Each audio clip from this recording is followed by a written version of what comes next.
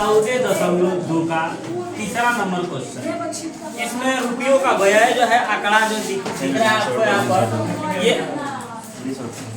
ये जाता है अंतराल, वर्ग अंतराल 1000 से लेकर के यहाँ पर 1500 से 2000, इसी क्रम में जाएगा 4500 से 5000 तक। ठीक है, इस क्रम में यहाँ देखना है भाई कि 24 से लेकर ऐसे संख्या जो देता है वो बराबरता होता है। क्या होता है? ये बराबरता होता है। क्या देता है ये?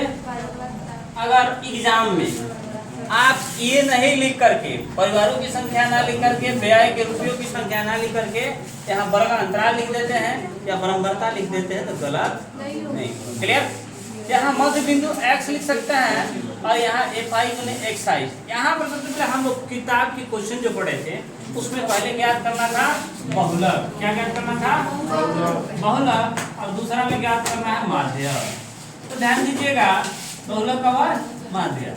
तो हम सबसे पहले बहुलक ही ज्ञात करेंगे, तो इतना ज्ञात करने की आवश्यकता पहले नहीं है, ध्यान देना है पहले बहुलक की तरफ। तो हम लोग को इसके बिना भी हम लोग बहुलक ज्ञात कर सकते हैं। ठीक है, तो देखेंगे यहाँ पर सबसे अधिक संख्या कौन है? 40 है, तो F1 हो जाएगा। तो ये क्या हो जाएगा? इसके ऊपर वाला F0, उसके नीचे वाला F2, और इसी के समक्ष देखा जाता है इसका निम्न सीमा क्या है। ठीक है, तो निम्न सीमा जो होता है ये होता है 1500। तो आप लोग इसको एक जगह लिख लीजिए कि क्या क्या दिया है। लिख दिया है ताकि आप लोग को यहाँ से मान देख करके सूत्र पर रख सके। ठीक है, तो सभी को जो है ना मान लिख दिए हैं हम। L का मान, H का मान जो है इसका डिफरेंट होता है, अंतर होता है, इसमें से घटा लिया जाता है, H का मान आ जाता है। और यहाँ बहुलक जो है ना बाबू, L plus F1 minus F0 बटा 2F1, ठीक है, minus F0 minus F2 into गुणे H यहाँ कह सकते हैं, इंटू H कह सकते हैं। ठीक है, मान यहाँ रखे हैं L का मान, तो L का मान 1500 है, पुट कर दिए, और F1 का मान 40 है, इसको भी रख दिए। जिसका जितना मान है सब इस तरह पुट करने के बाद अब इसमें हम लोग को जोड़ घटा गुना भागा करा देना होता है। यदि इतना भी किसी को नहीं आता है बाबू तो ये सीखने की बात है। इसमें से घटाएंगे तो 16 आएगा। क्या आएगा?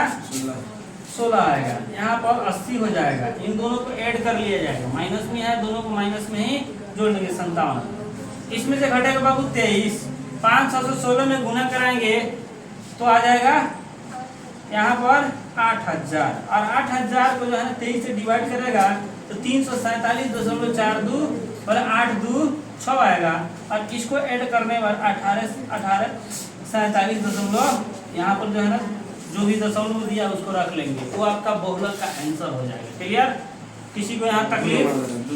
और माध्य ज्ञात करने के लिए बाबू थोड़ा ध्यान दीजिएगा कि आप लोग को पहले ही बता दिया गया है 14.1 में कि सबसे पहले ये तो ऑलरेडी दिया है, ये कैसे निकलेगा? मध्य बिंदु, नाम है इसका मध्य बिंदु। क्या है?